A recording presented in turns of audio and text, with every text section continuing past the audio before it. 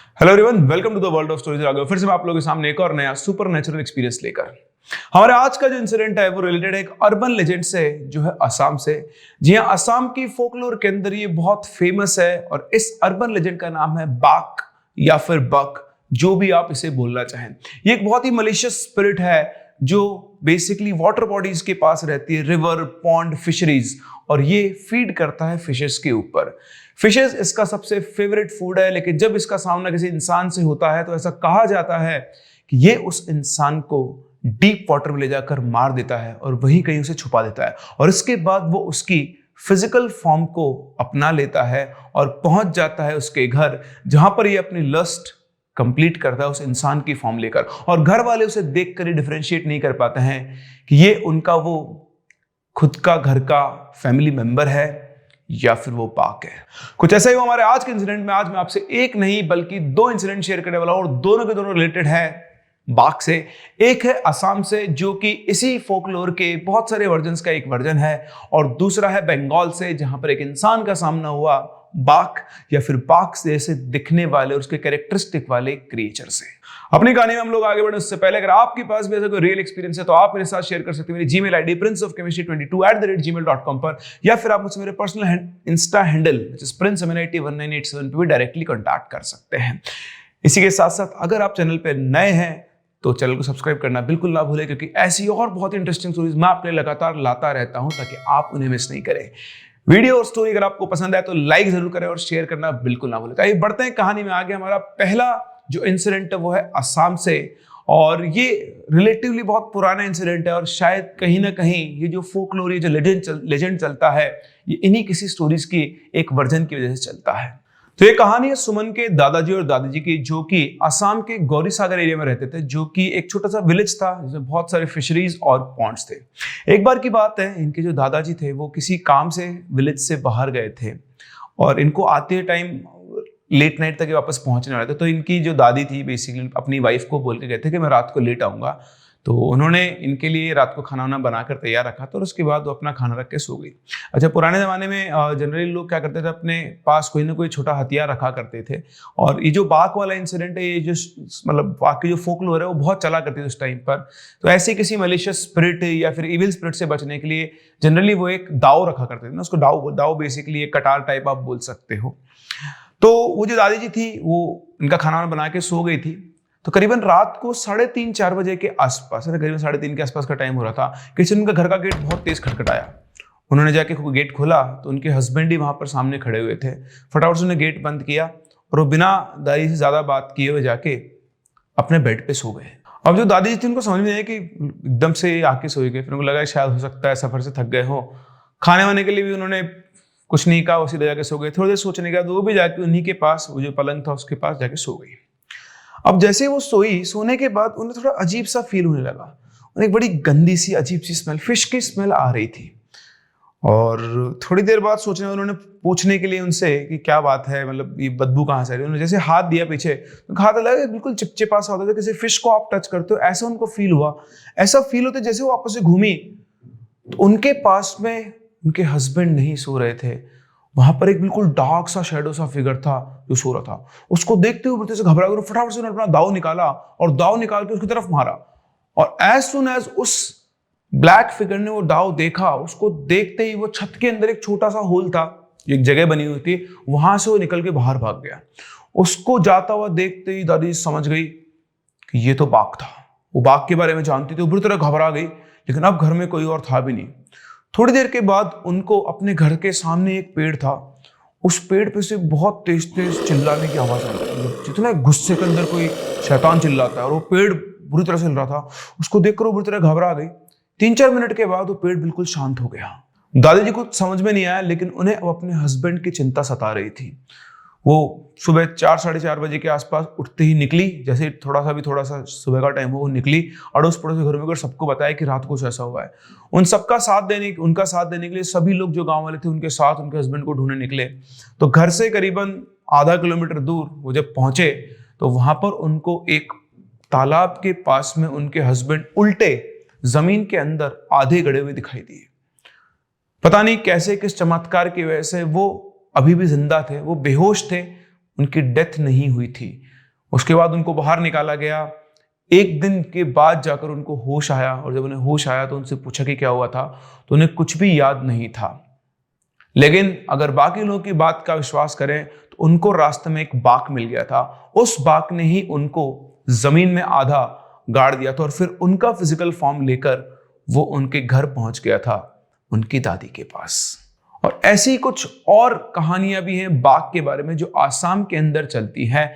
और इसीलिए कहा जाता है कि जो बाघ है वो मछलियों पे फीड करता है, पानी के पास में रहता है, और इंसान के साथ उसका एनकाउंटर होता है तो उसको मारने से भी नहीं चूकता है।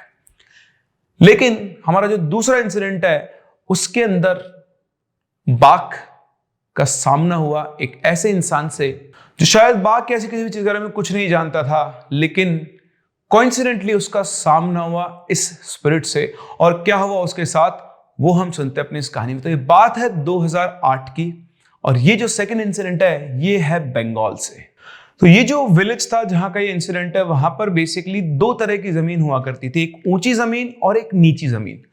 ऊंची जमीन जो थी उसको कहते थे दंगापारा बंगाली के अंदर, और जो नीचे वाली जमीन है उसे कहते हैं चारपारा। तो ऊंची जमीन के ऊपर बेसिकली खेती हुआ करती थी, है ना, और नीचे वाली जमीन जो थी, तो बारिश के टाइम पर जो नीचे वाली जमीन होती थी उनके अंदर क्या हो जाता था, पानी भर जाता था। तो गांव के मैक्सिमम लोगों के जो घर थे वो दंगापारा यानी ऊंचे वाली जमीन पर थे, और वहीं पर वो लोग खेती किया करते थे, क्योंकि बारिश के टाइम खेती मतलब वो कर नहीं पाते थे, इतनी ज्यादा बारिश होती थी वहां पर। तो जो नीचे वाली जमीन थी चारपारा, उसमें पानी भरता था, उनको हम बोलते थे खाल। तो जो खाल होती है वो खाल बेसिकली नदी से जुड़ी हुई होती थी, और नदी की जो मछलियां होती थी, तो बारिश के टाइम पर नदी से मछलियां जो थी वो इस खाल के अंदर आके इकट्ठा हो जाया करती थी, और गांव वालों के लिए खाने पीने का इंतजाम इसी खाल से हो जाया करता था।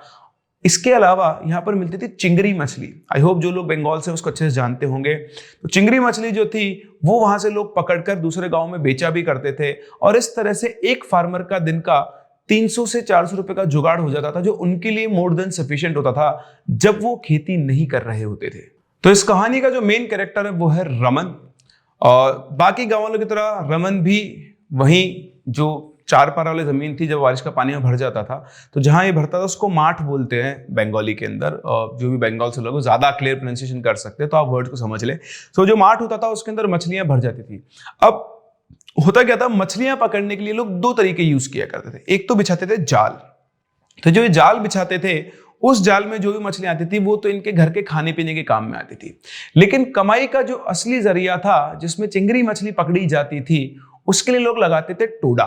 अब ये टोडा होता है, टोडा लगाने के लिए क्या होता है ना, वहां पे जो जमीन थी उस पर पोजीशन आपकी बहुत अच्छी होना जरूरी है।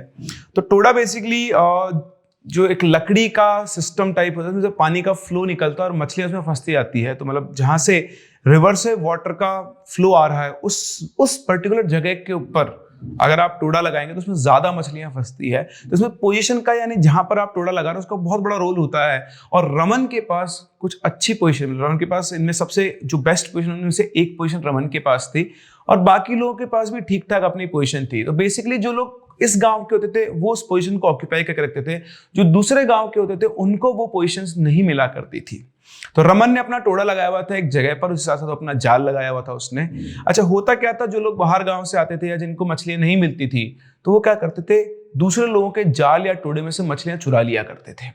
तो इसके लिए वो रात का टाइम सबसे सेफ होता है, तो वो लोग क्या करते थे, रात के टाइम अगर चोरियां करते थे, और इसीलिए जिन लोगों के टोडे में अच्छी मछलियां फंसती थी वो लोग रात के टाइम पर अपने टोडे का पहरा भी दिया करते थे। तो सब बढ़िया चल रहा था, सबके अपने अपने सबने टोडा लगा रखा था, जाल बिछा रखे थे, सभी के टोडा और जाल में बढ़िया मछलियां आती थी, वो पैसे भी कमा रहे थे बेच के, उनको घर का भी चल रहा था। लेकिन इस सब में रमन बिल्कुल भी खुश नहीं था, क्योंकि उसका जो टोडा लगा हुआ था वो बहुत अच्छे जगह पर था, और इस बार मछलियां भी बहुत ज्यादा थी, लेकिन उसका जो टोडा था उससे लगातार मछलियां कोई चुरा रहा था। यहां पर एक और सरप्राइजिंग बात रमन के लिए ये थी कि उसके जाल से कोई मछली नहीं चुरा था, सिर्फ टोडा से ही मछली चुराई जा रही थी, और वो भी वो मछलियां जिनका दाम बहुत ज्यादा होता है, जो चिंगरी मछलियां थी। जाल वाली मछलियां जनरली कोई उनको हाथ भी नहीं लगा रहा था। तो रमन को ये बात समझ में नहीं आ रही थी, वो किसी और से बोलता तो लोग ये कह रहे थे कि यार तेरे अकेले के टोडा में ऐसा क्या है जो तेरे से मछली चुराई, हम में से तो किसी की भी टोडा में से मछलियां गायब नहीं हुई है। क्योंकि जनरली अगर कोई मछली चुराने आता है तो हर एक टोडा में से चुराएगा। रमन के टोडा में ऐसा क्या है कि सिर्फ उसी की मछलियां गायब हो रही है। जब उसने बताया लोगों कि यार मेरी मछलियां यहाँ से गायब हो रही है, तो लोगों को विश्वास नहीं है उसकी बात के ऊपर। इस चीज को लेकर भी रमन बहुत ज्यादा परेशान था। उसने एक और चीज नोटिस की कि अमावस या फिर पूर्णिमा की रात को जब टाइड होता है, पानी का फ्लो ज्यादा होता है, तो उस दिन तो और ज्यादा मछली आनी चाहिए। तो सबके टोडों में ज्यादा मछलियां आ रही थी, लेकिन रमन के टोडों में, रमन का जो टोडा था उसके अंदर मछलियां जितनी होनी चाहिए थी उससे बहुत कम थी। इसका मतलब रमन को पूरा विश्वास था कि कोई ना कोई तो ऐसा है जो उसके टोडा में से मछलियां चुरा रहा है। तो अब चीजों को बढ़ता हुआ देख रमन ने डिसाइड किया कि अब वो अपने टोडा का पहरा खुद देगा। तो उसके लिए उसने अपना जो टोडा था उसके पास थोड़ी सी ऊंची जमीन देखी जहां से व्यू बहुत अच्छा आता हो टोडा का। उसने लकड़ी के पार्ट लिए और उनसे गोल घेरा बनाया, ठीक है, जैसा हमने पूरा एक घेरा बनाया। उसमें एक छोटा सा गैप रखा ताकि बाहर से अंदर किसी को पता नहीं चले कि कोई यहाँ बैठा हुआ है, लेकिन वो अंदर से बैठकर बाहर सब कुछ देख सकता है। उसने सारा सेटअप किया दिन में। उसके बाद वो घर पे आया, खाना वाना खाया पिया उसने, और वो निकल गया कि आज पूरी रात जागकर मैं देखूंगा कि ऐसा कौन इंसान है जो मेरे टोडा से मछली चुरा रहा है। एक बार वो पकड़ में आ जाए बस, उसके बाद तो मैं उसको छोड़ूंगा नहीं। वो पहुंचा, पूरी रात वहां बैठा। जैसे रात हुई, लोमड़ियों के चिल्लाने की आवाज आ रही है, जानवरों की आवाजें आ रही है, लेकिन उसे कोई इंसान नहीं दिखाई दिया। उसके टोडा के आसपास कोई नहीं फटका और ना ही कोई मछली वहां पे चुराने आया। बस पूरी रात मच्छरों ने उसको काट काट के सुझा दिया, वो बात अलग थी। लेकिन रमन बहुत डिटरमाइंड था। अगली रात भी वो पहुंचा। इस तरह से 1 रात, 2 रात, 3 रात, 4 रात, वो लगातार 10-12 दिन तक चलता रहा, लेकिन कोई नहीं आया। अब तो उसको लगने लगा था कि यार अगर कोई आ ही नहीं रहा है तो फिर मेरी मछलियां जा कहां रही है। फिर अगले दिन जब वो पहुंचा, मतलब जो कुछ दिनों के बाद 8-10 दिन गुजर गए, तो जो नेक्स्ट थी वो थी पूर्णिमा की रात। उस रात वो पहुंचा, चांद बिल्कुल पूरा था। चांद की रोशनी में सब कुछ दूर दूर तक साफ साफ दिखाई दे रहा था। जो पानी का वो तालाब भरा हुआ था उस पर भी चांद की रोशनी बहुत भीनी भीनी फैली हुई थी। जहां उसका टोडा था, जहां उसने वो घेरा बनाया था, उसके जस्ट सामने जो तालाब था, तालाब पर थोड़ा दूर जाके एक बहुत बड़ा बरगद का पेड़ था जिसकी रिफ्लेक्शन उसको पानी के अंदर दिखाई दे रही थी। और आज रमन का इंतजार खत्म हुआ। वो बैठा हुआ था अपने घेरे के अंदर, तभी उसको 3-4 लोग आते हुए दिखाई दिए। वो तीनों चारों लोग अलग अलग जालों में जाकर मछलियां चुराए थे। उन्हें कुछ मछलियां रमन के जाल से चुराई, कुछ मछलियां उन्होंने किसी और के जाल से चुराई। रमन ने उनको देख लिया था, लेकिन वो बाहर नहीं निकला। वो इंतजार कर रहा था कि वो उसके टोडा के पास आए और मछली चुराने लगे, तब वो उनको रंगे हाथ पकड़ेगा और फिर पूरे गांव वालों को यहां पर बुला लेगा।